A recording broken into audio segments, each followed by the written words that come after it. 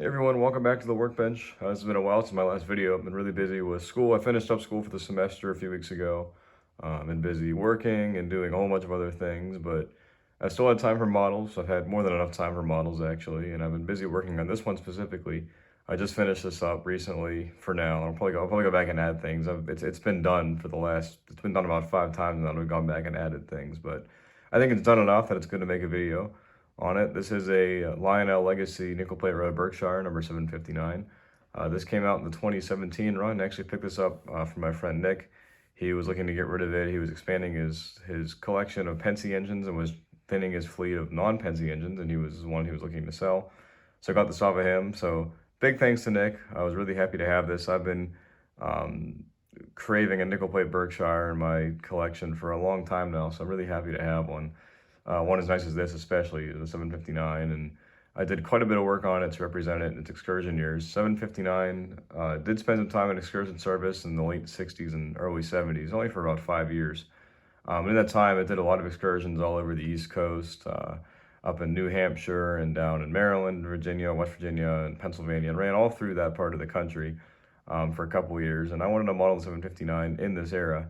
And to do that, I had to do quite a few things. So I would say now this is a model 759 as it would have appeared towards the end of its Excursion career in 1973, and I'll talk about what makes it accurate for that specific year in a minute here. But I had to do quite a few things on this in terms of paint and detail and a whole bunch. So I'll just start on the engine itself and just go through everything it did.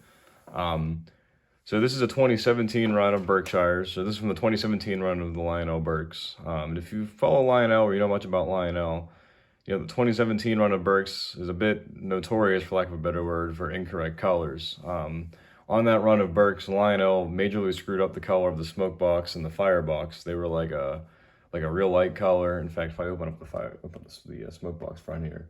So this is the original color. It's a very light color. It's kind of referred to a lot of times as the battleship gray color.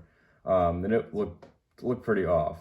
So when I got this engine, it was still in that original color. So the first thing I had to do was just to repaint it.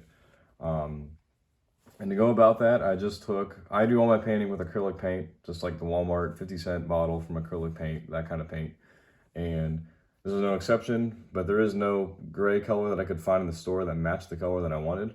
And so to get this color, I just mixed a few different colors of acrylic. I mixed black, gray, and a little bit of white. Mixed it in just like a Dixie cup, poured it all in, took like a mixing stick, and I mixed it around. And once I got the color that I wanted, I just went to the sink and poured a little bit of water in that cup, and it got it to like a milk-like consistency.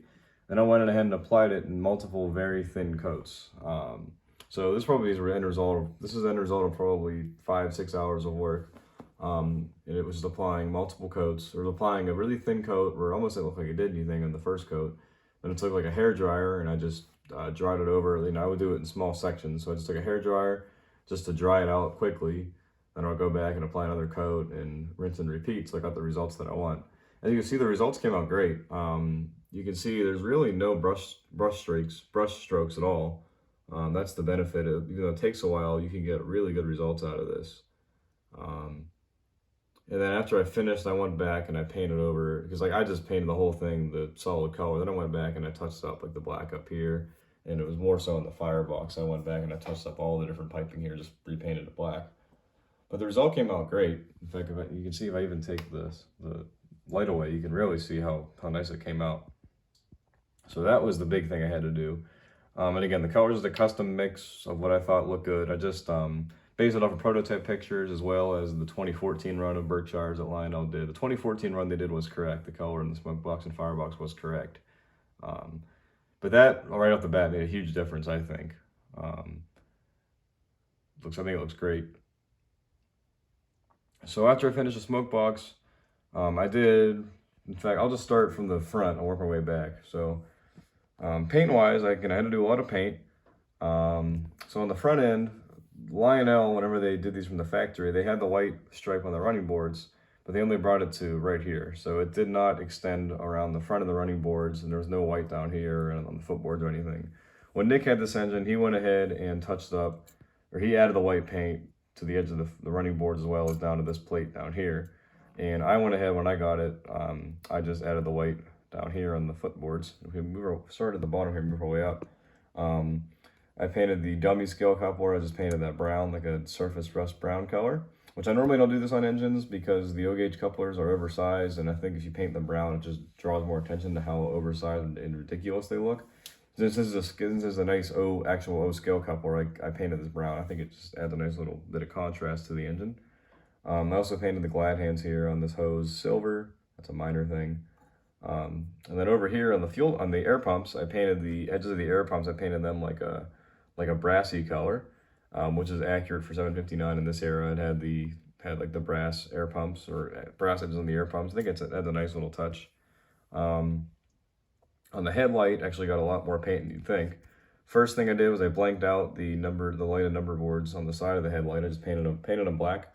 On the nickel plate, when these were in revenue service, once they got number boards in the 1940s, they actually blanked out the headlight number boards. And 759 was like this as well. Now, in most of the 70s, it actually had a little golden spike in here when it ran on the Golden Spike Centennial Limited in 1969. It had a little golden spike emblem in the number boards, and it retained that until it was retired from Excursion career in the 70s. I do plan at some point to purchase the inserts for the golden spike model that Lionel did of this engine from the same run. That had the spike in here. But for now, I just painted it black because I don't want to buy it. I don't feel like buying it, so I'm going to leave it as is for now. Just leave it the black. I think it looks nice. On the headlight itself and the lens here, I actually purchased, this is from, I believe, American Scale Models, I want to say, is a little headlight insert, and it's a twin beam headlight insert. All the nickel plate Berks post like the 50s had the twin beam insert. I wanted to model this, so I just put this insert on here. I painted it silver, and it's actually glued right onto the front of the lens. It's not behind anything. It's right on the front. But you can see, I think it looks good. And when the lights turned on, you can see from the side, it doesn't really stick out or anything. When the engines turn on and the lights come on, it looks awesome. I think it's one of the best parts of the engine. The only downside is it didn't quite cover the headlight lens, so I did paint. You can see where I painted it black, just to cover up any light leakage. But I think it looks fine. On the actual on the headlight lens, or on the headlight visor, I painted the inside of that white. You can see here. And then we move up on the Mars light. I did some work on that as well. On the Mars light, it's typically black because the actual moving, the moving light is actually, it only covers a small part of the headlight, the Mars light lens. So I represented this. I just painted the edges of the lens here in the Mars light. I painted it black. So it gives the actual opening of light a smaller hole when it looks like where the actual moving bulb is. So if you see if I move it out here or move it over here, I think it actually makes a big difference. I think it looks really good. It looks good it looks great when the engine's turned on as well. On the class lights, I just painted the lenses silver in the class lights. And I do this on all my engines, most of my engines, steam or diesel. I always paint the class lights silver because the class lights are never one. They're usually tricolor. They can be red, white, or green, and they rotate. And the lenses are never, one color. From the factory, these were just green, and they still light up green. The light still comes through the paint here, but when the engine's turned off, I think it makes looks a lot better. It's a lot more realistic with the silver. And then on the bell up here, I did paint the bell yellow, which is accurate for 1973. The 759 only carried a yellow bell with the graphite smoke box in 1973. That's why I say it's accurate for 1973. This is the only time it carried the graphite smoke box and the yellow bell. The yellow bell was, I believe, a cast steel bell that they cast these during the war. Some of these had brass bells. This bell was actually is a brass bell. I just painted it yellow. And if I want to change it, I can just wipe off the yellow paint. But for now, I have the engine sporting a 1973 look with the yellow bell.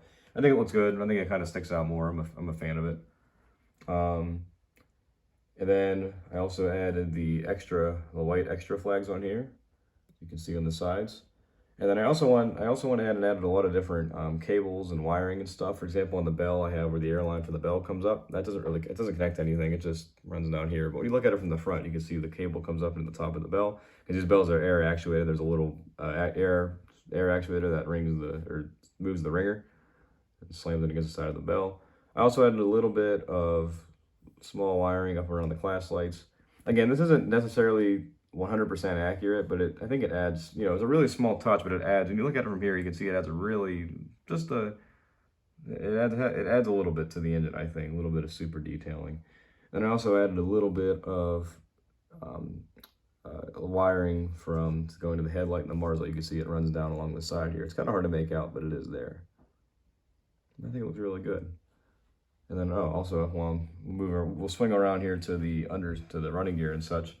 On the cylinders, I painted the cylinder heads. I painted them silver, like a chrome, I guess it'd be chrome. The 759 sported the chrome cylinder caps in its Excursion career. And then moving down along the running gear here. Actually, these came from the factory. The engine came from the factory with the white walled, the white edges in the drive tires. When Nick had this engine, he painted them black to represent more of an in-service look, and it looked good.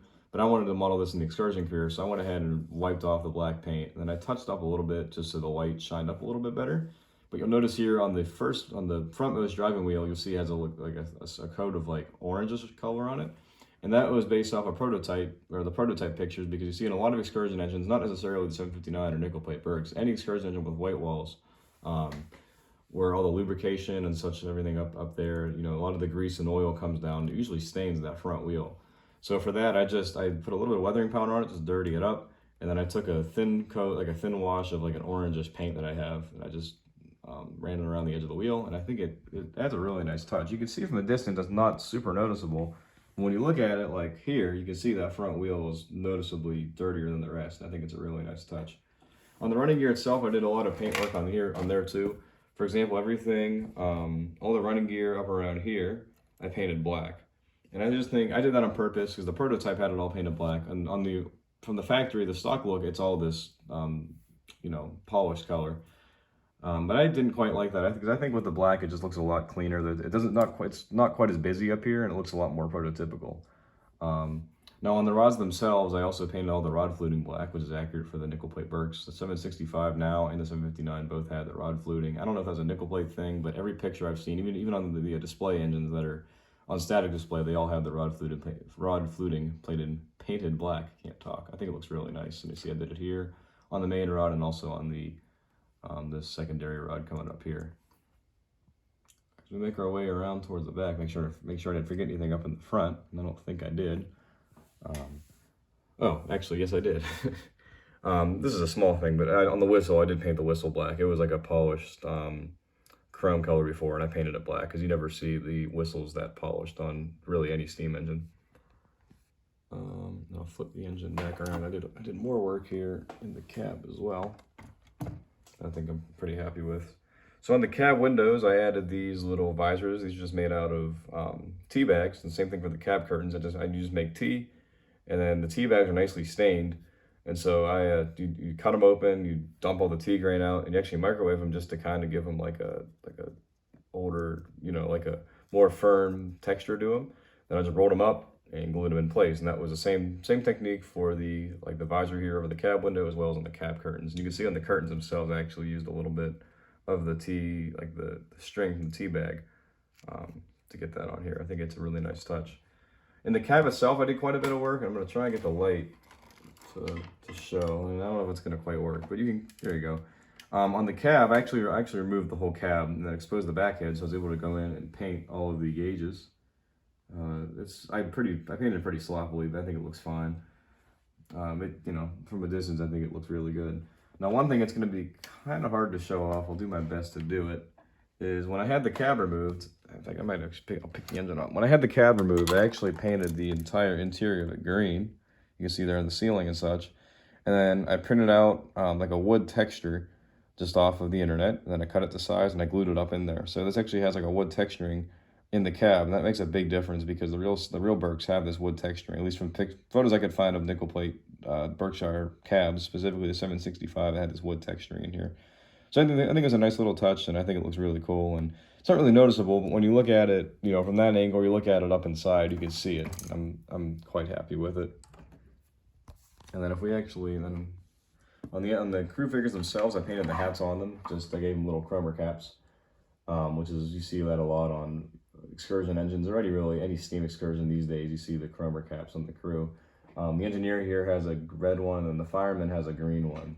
And I think the chromer caps only come in red, but I wanted to separate them a little bit, so I gave the fireman a green one. I think it looks really cool. Nice little touch. Again, it's stuff you don't really notice, but I like to go all out on my engines. So that's the engine. everything that I could think of on the engine. I don't think I forgot anything.